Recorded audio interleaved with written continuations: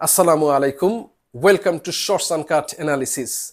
This is Muhammad Kamruzzaman from Bangladesh's capital Dhaka. After the fall of Bangladesh's former Prime Minister Sheikh Hasina on August 5, 2024, in the wake of a mass uprising, the relationship between Bangladesh and India has been deteriorating and seemingly reached to the bottom. Hasina fled to India and is still under the shelter of New Delhi. Since then, the bilateral and diplomatic ties between these two South Asian neighbors are going through a toxic course. Critics say Hasina, who was in power in Bangladesh from 2009 to 2024, established a rule of autocracy in the guise of democracy. The three national elections held under her administration in 2014, 2018 and 2024 were marred by gross irregularities, including intimidation, fake voting, and ballot stuffing on the previous night. And it was India who supported Hasina to continue her regime through all those farcical elections that were boycotted by the opposition political parties and earned huge criticism worldwide. After each of the above controversial elections, India promptly wished Hasina for the victory, influencing the global stance in favor of Awami League regime. People were so shocked due to such violation of their voting right, one of the fundamental and constitutional rights of them. Under the authoritarian regime of Hasina, people were not able to raise their voices against the abuse of power. Even people had to face arbitrary detention and torture in police custody for minimal criticism on social media, while mainstream media was seemingly under the full control of the Hasina government. Extrajudicial killings, enforced disappearances, random detention, and inhuman torturing under police custody squeezed the role of the opposition political parties, including the main opposition political party, Bangladesh Nationalist Party (BNP). And the country was actually turned into a one-party state run by an extremely authoritarian ruler. According to different human rights organizations and available media reports, nearly 700 people were the victims of enforced disappearances in Bangladesh during the 15-year-long regime of Hasina. Local rights body Aino Shalish Kendro or Law and Arbitration Center in a report also recorded that at least 1,926 people were the victims of extrajudicial killings during the Hasina regime.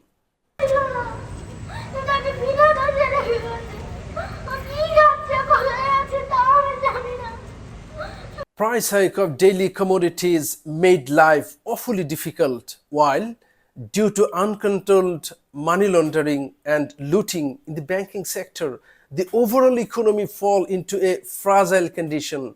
The foreign reserve funds declined to an alarming course, resulting in an adverse impact on the export and import sectors. According to a white paper published on December 1 this year, on an average, $16 billion was illicitly siphoned off from Bangladesh every year during Sheikh Hasina's rule.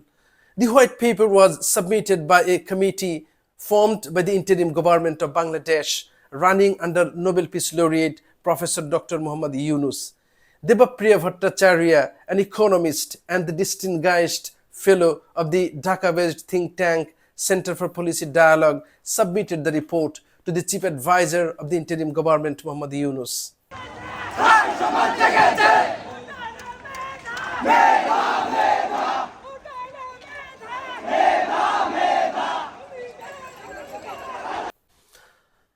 Amid such a critical situation in the country, some students of Bangladesh started a minor movement in demand of reform of government jobs in early July this year. As per the existing system, till then, 56% of government jobs were under various quotas, and there were huge reports of misuse and corruption in the name of quota system. The powerful Prime Minister Sheikh Hasina undermined the movement by insulting the students as the children and grandchildren of Rajakars. মুক্তিযোদ্ধাদের নাতিপুতিরাও পাবে না, তাহলে কি রাজাকারের নাতিপুতিরা পাবে? সেটা আমার প্রশ্ন, দেশবাসীর কাছে প্রশ্ন। Razakars were the collaborator of Pakistani soldiers during the historic 1971 Liberation War of Bangladesh. The students stormed out on the streets in protests after such an insult, and the already aggrieved general people spontaneously joined the movement, and eventually a minor student movement turned into a mass uprising. In the wake of such an unprecedented mass revolution, Sheikh Hasina fled to India on August 5, 2024. During the July-August movement, Hasina applied the state forces, including the police, elite police force, Rapid Action Battalion or RAB, and Border Guard Bangladesh or BGB on a massive scale to neutralize the mass protests. According to a government report, more than 1,000 people, mostly students and youth, were brutally murdered, while around 20,000 were injured during the movement.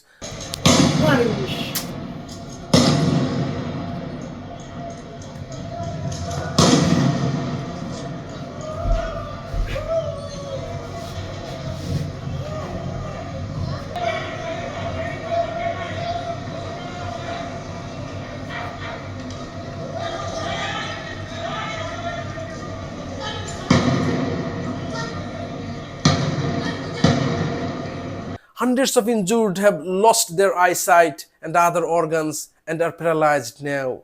After such a massacre, Hasina fled to India and already more than 100 cases have been filed against her. Bangladeshi people are eagerly waiting to see justice against all sorts of human rights violations during Hasina regime, including massacres during the July-August movement.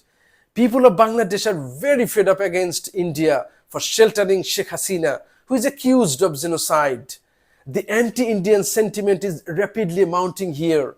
During the 15-year-long regime of Hasina, India blindly supported her and enjoyed all sorts of benefits from the Awami League government under Hasina, whom the critics labeled as the puppet of India. Even Hasina openly said that India will never forget what Bangladesh has given.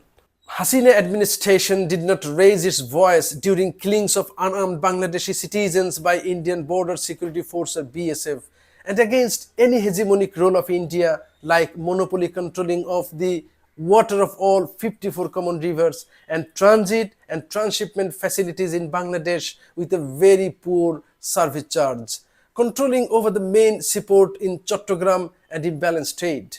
According to rights watchdog Aino Salish Kendra, at least 594 Bangladeshi citizens were killed by Indian BSF across the border from 2009 to 2023.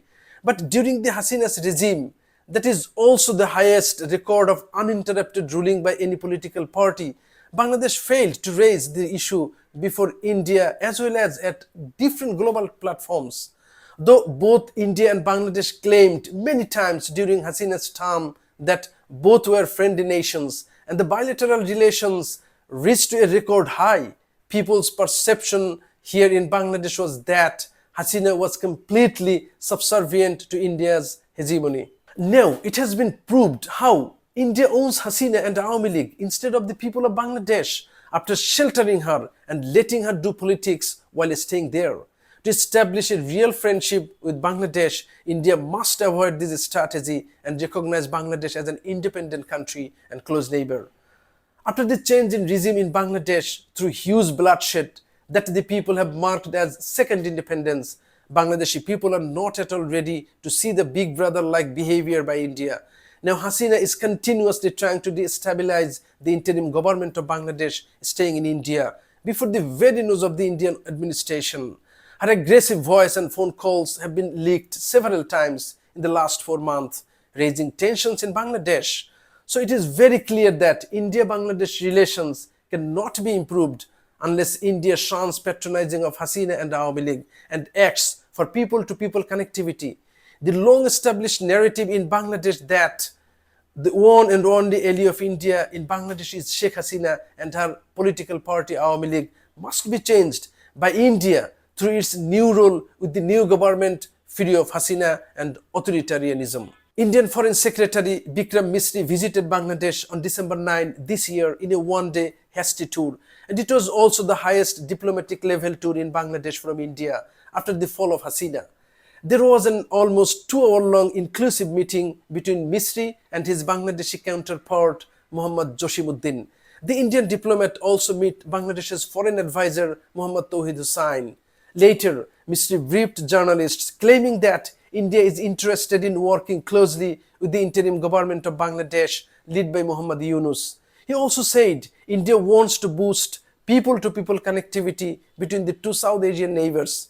He, however, reiterated Indian concerns over the safety and security of minority Hindus in Bangladesh, though his Bangladeshi counterpart in a separate press briefing urged India not to interfere in Bangladesh's internal affairs. Now, I'd like to come to a conclusion that it's absolutely impossible for India to normalize the relationship with Bangladesh and decline the anti-Indian sentiment from the hearts of Bangladeshi people until New Delhi handovers Sheikh Hasina to Bangladesh or any third country for justice against human rights violations under Hasina government, especially during the July-August movement. At the same time, India must avoid the prevailing hegemonic policy against Bangladesh, as the people of Bangladesh, who have a glorious history of bloody war to gain independence, are not at all ready to accept any external snooping. Bye for now. Thank you very much for watching. Hope to see you next time on any other interesting topic. Allah Hafiz.